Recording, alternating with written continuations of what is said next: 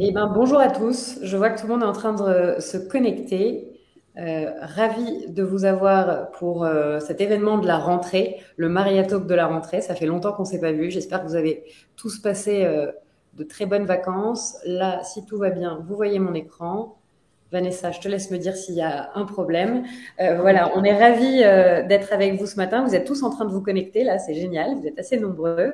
On est là pour vous parler d'un atelier qu'on a co-construit ensemble, qui est l'atelier de la fresque des compétences.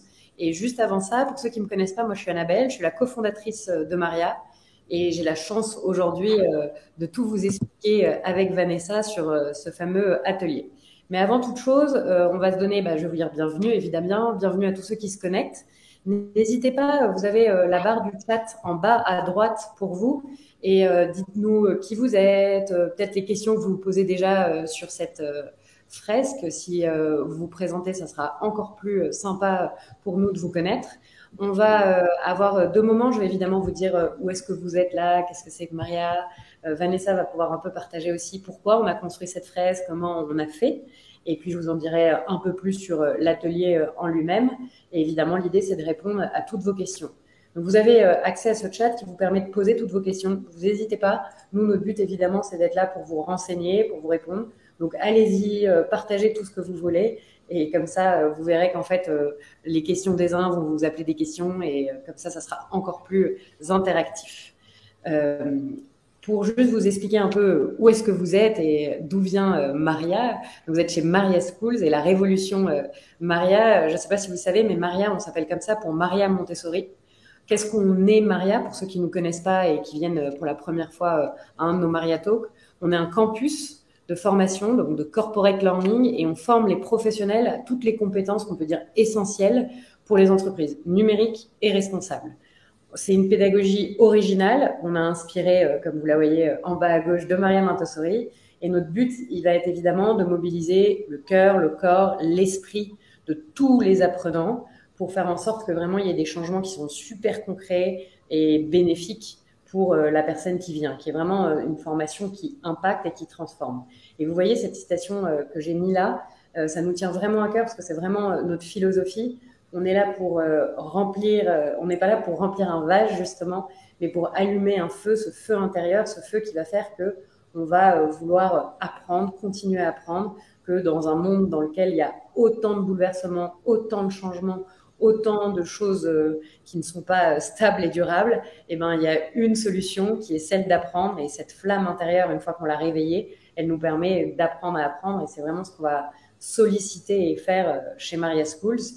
On va aujourd'hui parler d'un programme, enfin d'un atelier, la fresque des compétences, qui est exactement dans cette logique-là, évidemment, de l'apprentissage. Je vais laisser Vanessa te présenter peut-être d'abord, nous expliquer qui tu es, ce que tu fais, pourquoi tu as fait partie peut-être du pool Maria. Et juste avant de te laisser la parole, vous expliquer que cette fresque, elle est née parce qu'en fait, dans notre volonté de faire de la formation professionnelle vraiment le fer de lance de la transformation, de faire que la formation n'est pas égale au formatage, mais que la formation est égale à vraiment de la transformation, le fait qu'on va désirer continuer à apprendre. On a réuni cette année pendant 6 mois, et tu vas pouvoir en parler Vanessa, un ensemble de passionnés de corporate learning et de directeur learning, d'entreprises que vous voyez là, pour justement se dire comment on peut faire, qu'est-ce qu'on peut réussir à faire ensemble pour participer à faire que le learning soit au centre de nos transformations.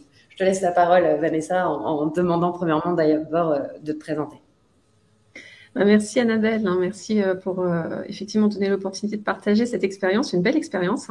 Donc Vanessa Chocteau, bonjour à toutes et à tous. Moi je dirige DocaPost Institute, donc c'est l'organisme de formation de DocaPost, qui est une filiale du groupe La Poste spécialisée dans les transformations numériques.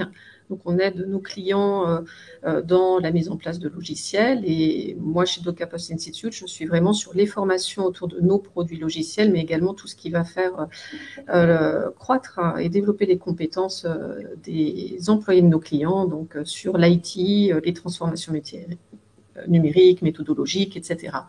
Beaucoup d'innovations, et on a la chance également de travailler en partenariat avec Maria sur certains sujets. Donc voilà brièvement qui je suis et toujours intéressée bien sûr par les innovations dans ce domaine-là, dans le domaine de la formation. Et ça a démarré en petite anecdote, Annabelle. C'est vrai que vous m'avez contacté, on se connaissait déjà, vous avez déjà fait des formations plutôt très disruptives chez nous. Et vous avez dit ce serait bien qu'on réfléchisse entre passionnés du learning. Est-ce que tu es partante? Et vous connaissant le côté disruptif, je me suis dit banco. Allez. Voilà, et l'aventure démarrait. Et c'est comme ça que. Est-ce que tu peux nous raconter du coup un peu ce pool? J'ai mis un doux tank aussi parce que c'était un collectif qu'on a réuni vraiment pour réfléchir à ces problématiques. Et peut-être tu peux nous raconter un peu ce qui s'est passé, comment on a réfléchi, la Oui. problématique sur laquelle on s'est arrêté. Oui, c'est une superbe initiative. Effectivement, vous nous connaissiez tous individuellement, donc on avait François, Hélène, enfin des personnes venues des grands groupes avec lesquels vous êtes partenaires. On a tous dit oui individuellement, et puis vous nous avez réunis. On avait des plats à partager et surtout à partager toutes nos expériences de professionnels du learning. Et c'est à ce moment-là qu'on a vraiment bâti et tissé des liens très forts entre nous déjà. Et je pense que c'est très important que vous ayez mis ça en place. Et on avait vraiment envie de poursuivre cette aventure et de se réunir assez souvent. Et là, je trouve que c'est votre magie Maria. En fait, vous avez proposé d'atterrir en douceur. Donc, vous nous avez réunis quasiment tous les mois parce qu'on a dit banco collectivement. Au début, chaque individu a dit oui, on y va. Et puis ensuite, collectivement, on s'est dit non, super, il y a quelque chose à faire. Mais pas que partager nos retours d'expérience sur aujourd'hui nos freins, nos pain points dans la formation, nos projets, mais également, on voulait aboutir sur quelque chose de tangible qui puisse être utilisé. Et donc, là, c'est toute la méthode. Et puis là, je parle aussi peut-être au nom des autres, des autres du Maria Pool, parce qu'on a pas mal débriefé ensemble. C'était très intéressant parce qu'en fait, on se réunissait tous les mois, une fois chez vous, une fois à distance. Donc, c'était très rythmé.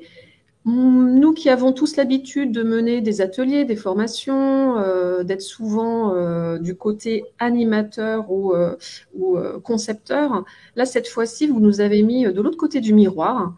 Donc, on était en atelier et on a suivi la méthode. Alors, ça se rapproche beaucoup du Lean Startup, de tout cela, mais on était plongé dedans. Donc, vraiment très rythmé.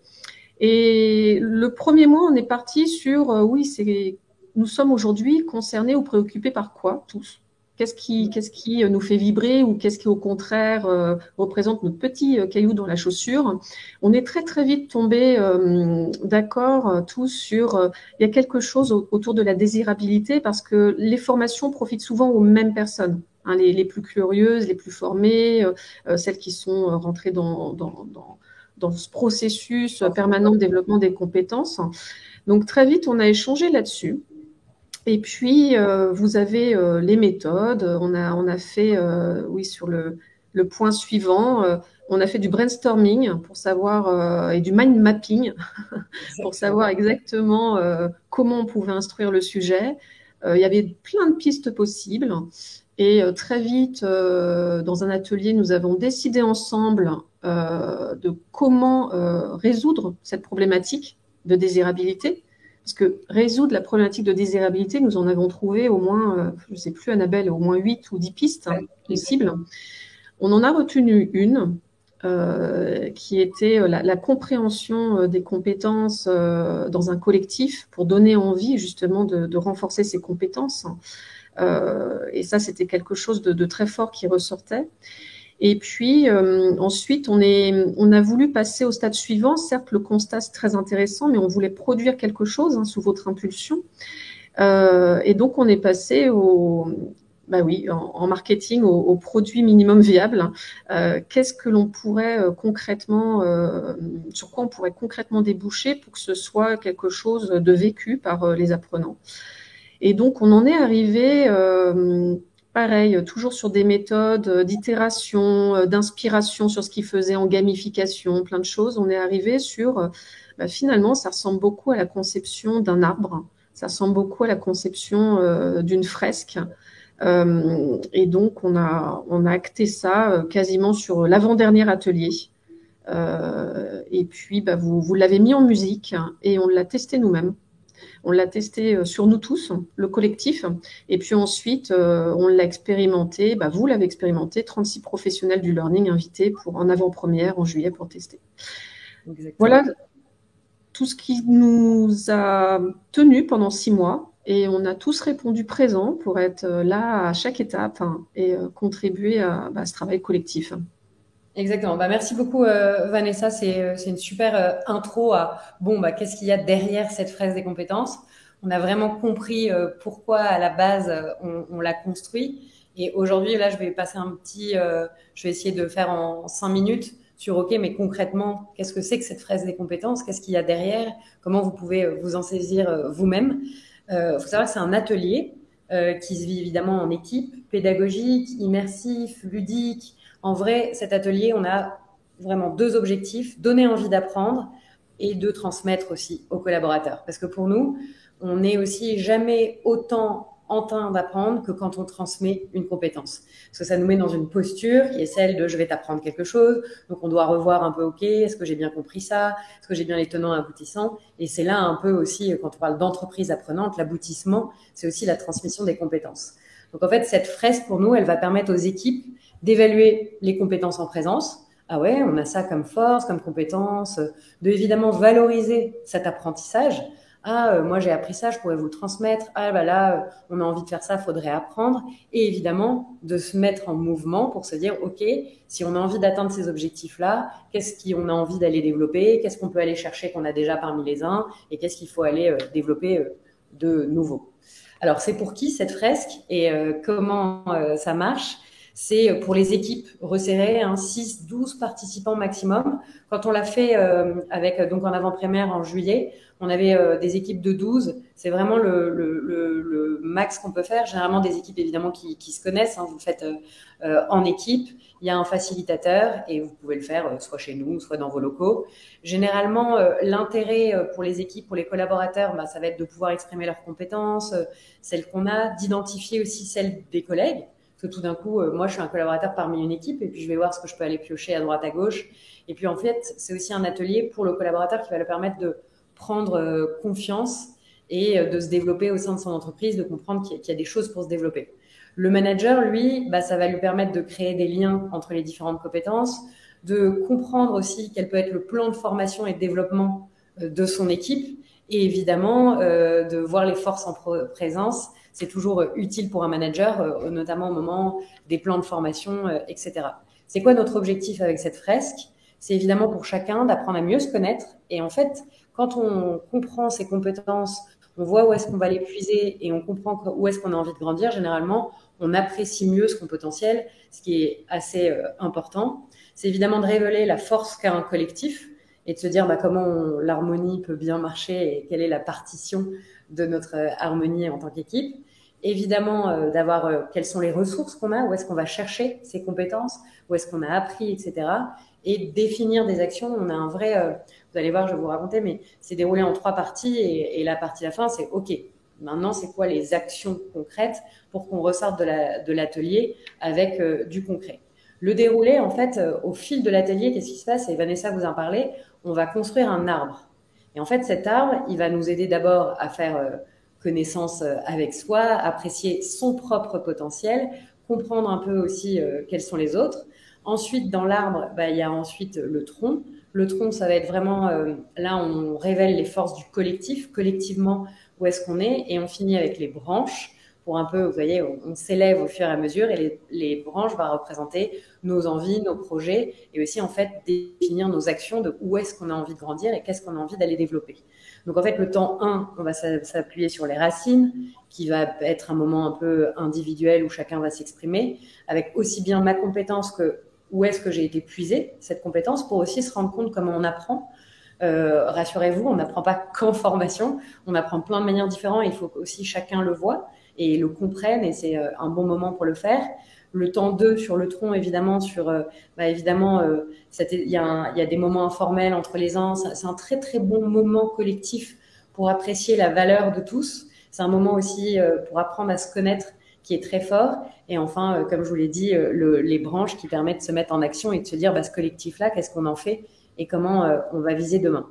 Ce qu'il faut savoir sur ce temps 3, c'est qu'évidemment, en fonction des équipes, il peut être adapté sur qu'est-ce qu'on veut aller chercher. Moi, j'ai une équipe, en ce moment, j'ai 3 objectifs très clairs. Et ok, on se dit qu'est-ce qu'on a envie de développer comme compétence pour ça. Mais on peut aussi se dire, les 3 objectifs qu'on a, ça va être de mieux collaborer, de mieux servir nos clients et d'être dans l'innovation, dans l'avant-garde et comment on y va. Et à chaque fois se dire, ok, pour ces 3 choses, qu'est-ce que j'ai besoin de développer en tant qu'équipe. On l'a testé, comme je vous l'ai dit, grandeur nature avec 3 fois 3 collectifs, plus on l'a fait entre nous. On a des super bons retours pour l'instant, évidemment, alors que c'était quand même un test grandeur nature. Et moi, celui que j'ai retenu, celui que vous pouvez lire au milieu, et c'est vrai que ça fait du bien parce que c'est un format qui est tourné vers le positif, notre potentiel, aller le développer, comprendre comment on va le chercher. Et c'est ça aussi qui est très apprécié dans cette fresque. C'est que c'est un vrai moment privilégié qui est bon pour l'équipe pour identifier les forces en présence, mais identifier aussi où est-ce qu'on a envie d'aller et comment on veut se développer, tout en appuyant non pas sur qu'est-ce qu'on ne sait pas faire, mais justement qu'est-ce qu'on peut faire, qu'est-ce qu'on peut transmettre. Du coup, qu'est-ce que j'ai envie d'aller chercher. Et du coup, on aime bien cette approche positive et agréable de ça. Et après, pour entrer dans le concret, comment ça marche aujourd'hui si vous voulez vous en saisir, vous, de cette fresque. Alors nous, on a évidemment créé un kit de facilitation que vous pouvez directement prendre en main avec les cartes de compétences, parce qu'au début, il faut que les gens identifient leurs compétences, donc ça vient pas tout seul de sa tête. Donc évidemment, on va en proposer. L'idée, il va être que nous, on peut personnaliser en fonction des référentiels de compétences que vous pouvez avoir dans vos entreprises, des fiches personnalisées évidemment, et en fait tout le matériel pour animer cette fresque, que ce soit le PowerPoint qu'on fait défiler avec les différentes fonctions, le déroulé pour un kit de facilitation. Et comment ça marche pour s'en emparer de ce kit de facilitation? On a 2 formules au choix. La première, c'est que nous, on anime et on personnalise évidemment dans la conception la fresque pour vos équipes. Pourquoi on personnalise? Pour comprendre les branches, où est-ce qu'on va se concentrer, les référentiels de compétences de votre entreprise, qu'on soit bien dessus, où est-ce qu'on prend les référentiels basiques qu'on a. On peut vous proposer de le faire chez vous ou sur le campus de Maria School, mais aussi on forme évidemment des fresqueurs parce que c'est ça le plus important, c'est que les gens puissent s'emparer. Et là, pour le coup, on va donner tous nos kits de facilitation, tout notre matériel, et on propose une journée pour vivre la fresque et après comprendre les bons points, les mauvais points, etc., pour pouvoir être un très bon facilitateur de cette fresque. Donc voilà, j'espère que c'était clair. Je vous ai mis vraiment les choses très essentielles et piliers de cette présentation. Maintenant, l'idée avec Vanessa, ce qu'on aimerait bien faire, c'est évidemment répondre à toutes vos questions. Je crois que normalement, vous ne voyez plus mon écran. N'hésitez pas si vous avez des questions. Est-ce qu'il y en a eu ou pas dans le chat? Alexandra qui avait demandé l'objectif de départ de cet atelier. L'objectif de départ, c'est de donner envie d'apprendre. C'est vraiment donner de la désirabilité à la transmission des compétences et faire vivre et faire bouger les équipes vers l'autonomisation aussi du learner. Comment je peux aller apprendre, aller chercher par moi-même et faire comprendre en révélant les compétences qu'on a que c'est assez facile en fait d'aller en chercher d'autres. C'était vraiment ça notre volonté au départ. Je ne sais pas si tu es d'accord avec ça, Vanessa. Oui, comme tu le disais tout à l'heure, tout le monde n'apprend pas de la même façon. On apprend en formation, on apprend des autres, on apprend en faisant, on apprend de plein de manières différentes. Et je pense que c'était aussi l'idée, un atelier pour faire prendre conscience des modes d'apprentissage et des compétences de chacun et voir que on pouvait aller chercher la compétence en parlant avec un collègue parce qu'on ne savait pas que lui maîtrisait cette compétence, ou l'avait, ou cette capacité. Donc c'était vraiment cet objectif, faire prendre conscience que chacun a des forces que ça peut être partagé ou que ça peut être encore développé pour le bien du collectif. Exactement.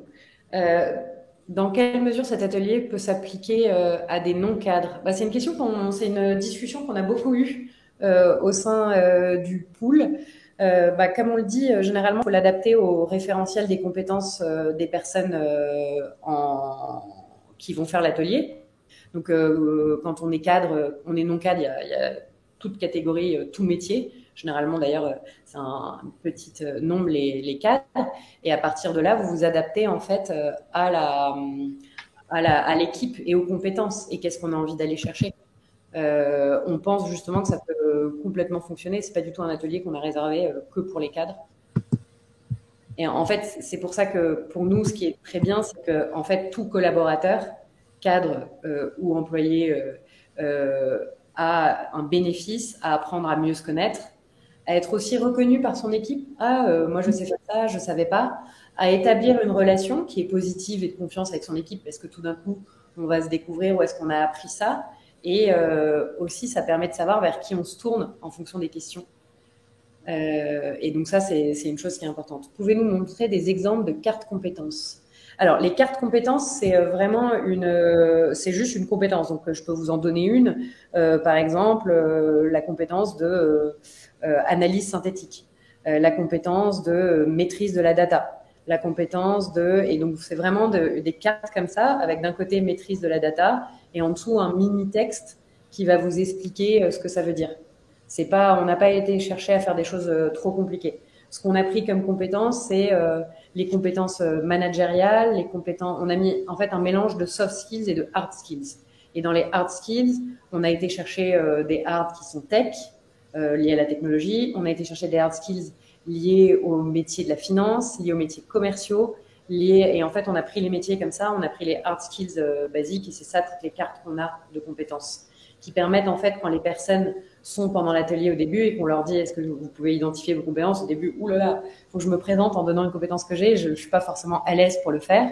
Et c'est pour ça que c'est bien d'avoir ces cartes-là, parce que tout d'un coup, vous êtes autour d'une table, déjà vous êtes debout, vous regardez, et vous regardez plein de compétences, il y en a, et vous choisissez celle que vous pensez avoir, et après évidemment, il faut expliquer pourquoi et comment vous l'avez. Et puis, vous pouvez aussi choisir de dire, moi, j'ai pas vu la compétence que j'ai dans toutes ces compétences que je vois là sur la table, et voilà comment je les prends.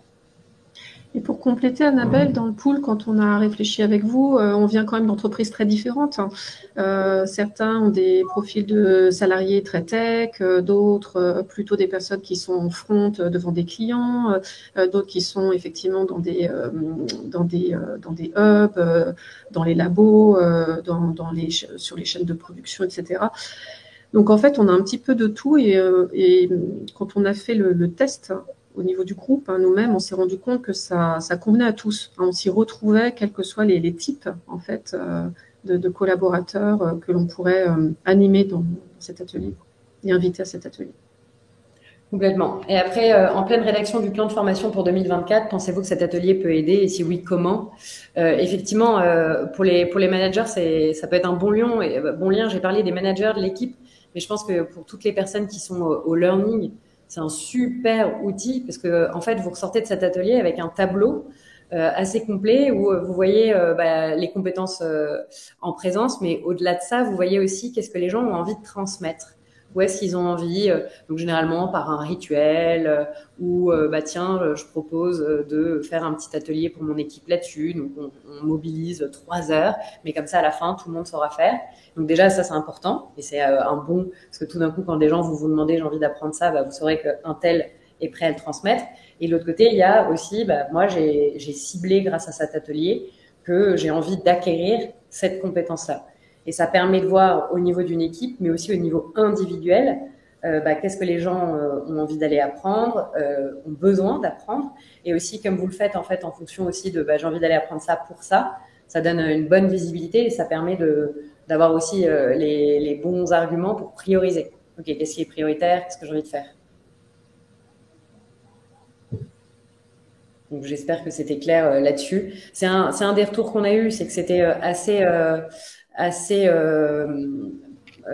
pertinent de l'avoir avant les plans de formation de fin d'année en se disant en fait il y en a qui disent maintenant c'est toujours utile avec l'équipe de dire qu'on est dans des démarches apprenantes, mais en fait il y a des moments où quand on se pose la question de ok qu'est-ce que j'ai envie d'apprendre, ça c'est un bon moment d'équipe et en plus de ça permet de rapidement faire le plan de formation.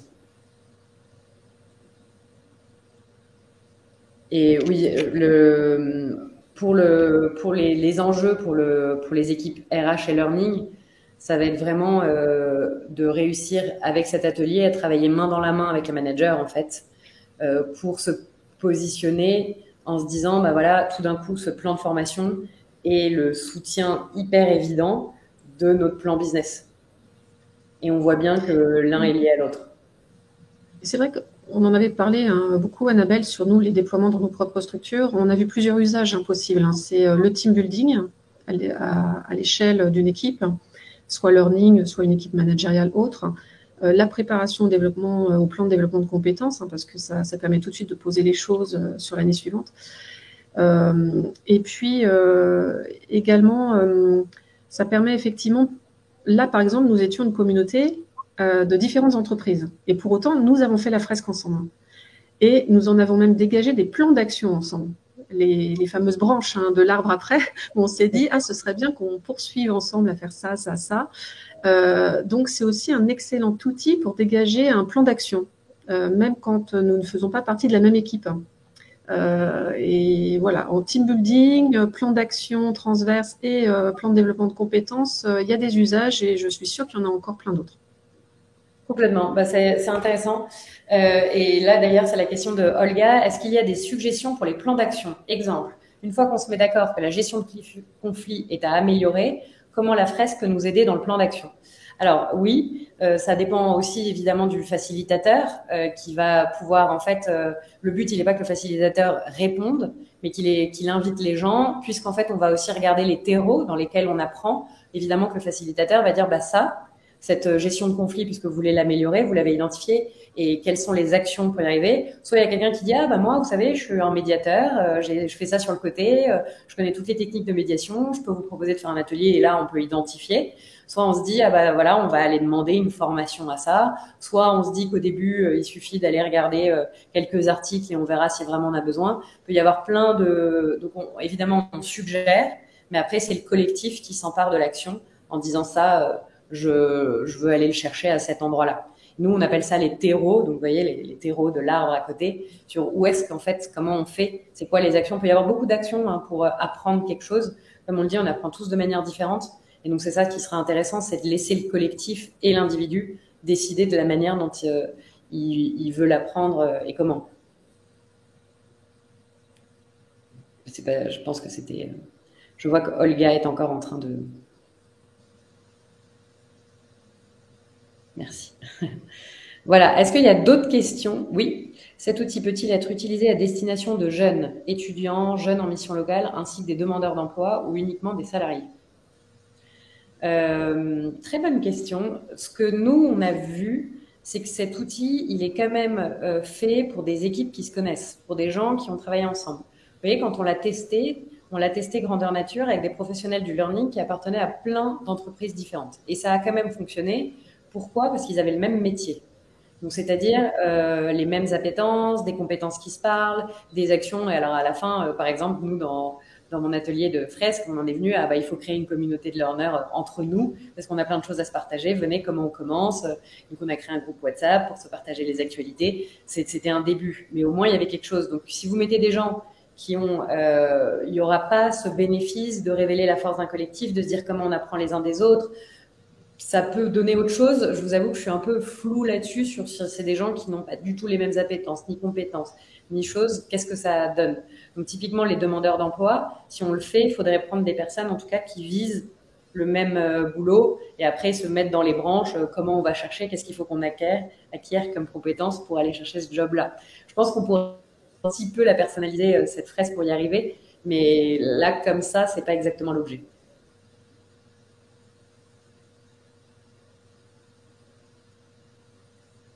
Ah, exactement pour les abeilles, comme cross-fertilisation.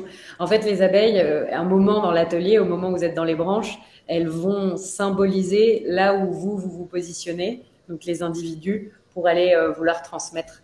Donc, on aimait bien que quand les gens se positionnent sur l'arbre avec un petit post-it abeille, et ça soit comme une abeille.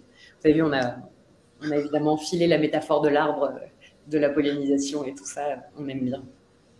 puis dans les deux sens, aller butiner, aller trouver la compétence quelque part, hein, et puis aller soi-même la poser aussi ailleurs. Hein. Voilà. Exactement. Non, vraiment, il y a un truc qui a sorti vraiment de cet atelier, c'est ce côté ouverture, joyeux même. Hein. Oh, waouh, on en ressort un peu plus fort, ce qui est quand même assez agréable. Je vois qu'il y a quelques personnes qui écrivent des questions. Est-ce que la formation peut être financée via le CPF? Non, pas pour l'instant. Peut-être qu'on la mettra, faudra aller chercher un, un RS ou un RNCP. Enfin, RNCP non, mais peut-être un RS, mais pour l'instant, on ne peut pas. Merci beaucoup, Bérénice. Et on a hâte de la déployer à grande échelle et qu'elle soit un outil hyper utilisé. On est super fiers avec le pool de ce qu'on a fait. On va évidemment faire un pool saison 2. Qu'est-ce qu'on en sortira? Peut-être pas forcément un atelier, mais quelque chose aussi, on espère, d'original et utile surtout.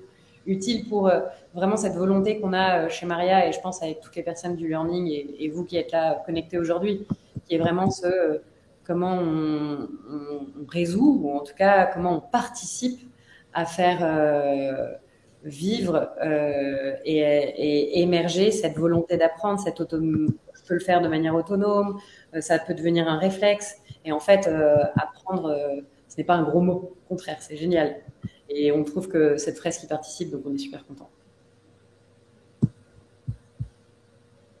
Eh bien, écoutez, il est 32. On avait dit que c'était 30 minutes à peu près. Je suis très contente. On a tenu le timing. Je crois que Marie-Odile a peut-être une dernière question, parce que je vois que vous êtes en train de... J'aime beaucoup la construction avec Lab. Merci pour le partage. Merci beaucoup. On est super contente. Oui, ça serait super que ce soit finançable via CPF, mais enfin, c'est un produit qui vient de sortir, donc évidemment, le temps de pouvoir le faire, ça sera long. Mais on va se donner du mal pour essayer de le mettre dans un parcours et voir ce qu'on arrive à faire. Mais ce qui est sûr, c'est que pour l'instant, c'est pas d'actualité prochainement. En tout cas, merci. Merci Vanessa. C'est grâce à toi. Bravo au collectif, au Maria Pool. Bravo au Maria Pool. Et de toute façon, je te dis à bientôt. Et je vous dis tous à bientôt. Merci beaucoup. Merci, au revoir.